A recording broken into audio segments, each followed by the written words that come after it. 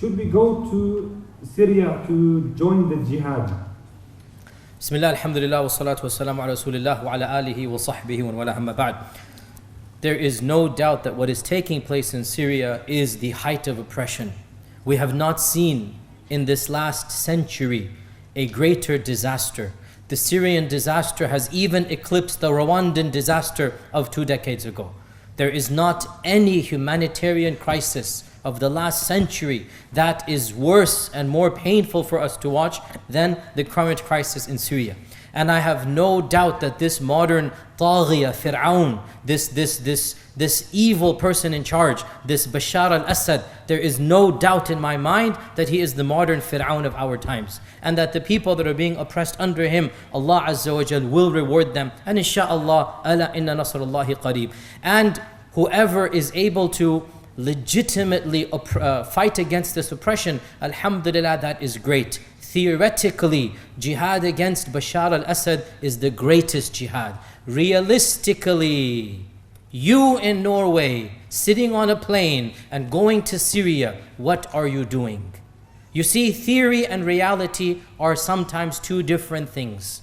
And theoretically, I will be the first to say that it is a duty for all Muslims to help against any oppression. When our sisters are being raped, when our children are being slaughtered, when our men are being cut up alive because they don't prostrate to Bashar al-Assad, then we should stand up and defend those people. But realistically, can you here in Norway do something of this? The reality is, and this is not me speaking, this is the Syrian National Congress. This is people that are Syrian. These are people who know their country better than me and you. They have issued multiple statements saying that, oh Muslims in other lands, do not come to Syria. Why? Because the situation is complete chaos. You cannot guarantee that you will end up fighting the right enemy. The reality on the ground is that much of the warfare is taking place between different groups, all of which claim allegiance to Islam in opposition to Bashar al-Assad. The reality is one Sunni group is fighting another Sunni group, Sunnis are fighting other sects, and sometimes the both of them are fighting each other, and Bashar is their common enemy. This is the reality that you cannot deny. And if you deny it, I swear by Allah, you are naive to the streets of Syria. Look and read. Theoretically, yes, it is good to fight against Bashar al-Assad. Realistically, you cannot guarantee. Nobody can guarantee. I know people that have gone. I have many Syrian friends. They are all on the same wavelength.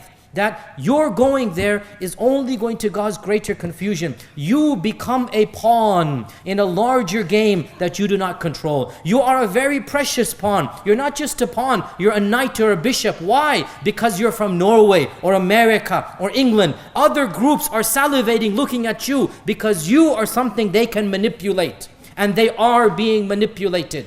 The problem, once again, is not the theoretical jihad. It is the realistic scenario on the streets of Syria.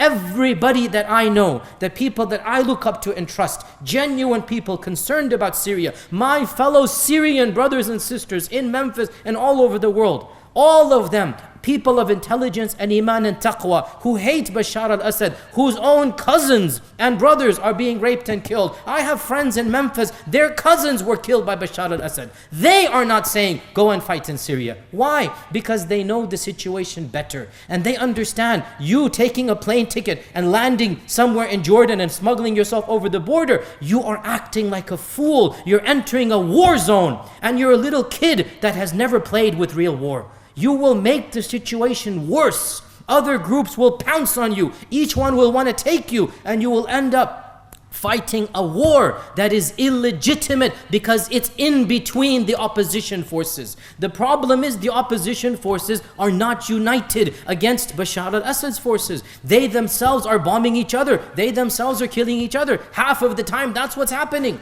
And you walking into this war zone, naive and innocent with the best of intentions, you might end up losing your life, or worse than losing your life, you will kill innocent blood. Because you losing your life, okay, that's sad, but at least on the day of judgment you haven't killed anybody. How about you picking up a gun and killing somebody innocent? What will you answer Allah on the day of judgment?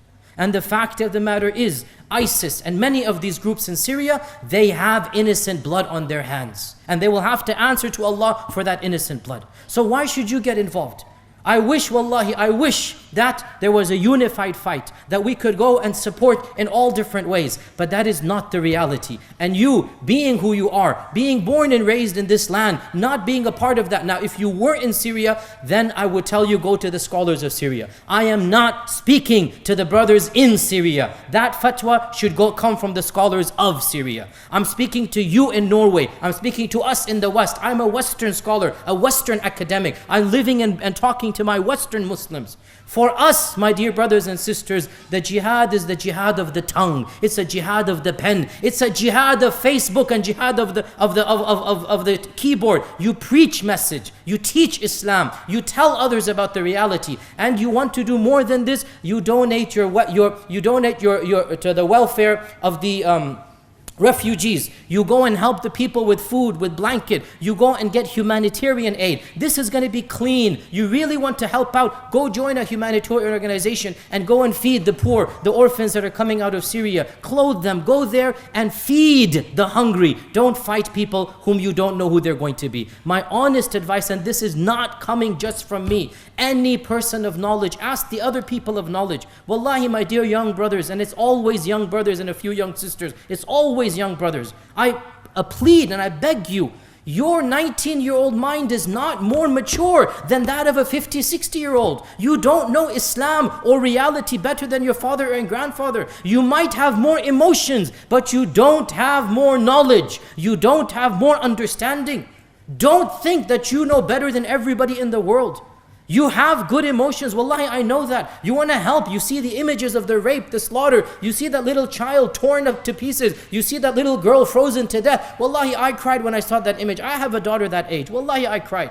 But what can we do other than dua, other than dhikr, other than better our lives and give our money to help them whatever way we can, give them food and shelter. And what else can we do? Me going there, you going there is not going to help that little girl. And anybody who has been there or knows the situation will tell you this. Our hearts bleed for our brothers and sisters. Allah is testing them in very difficult ways.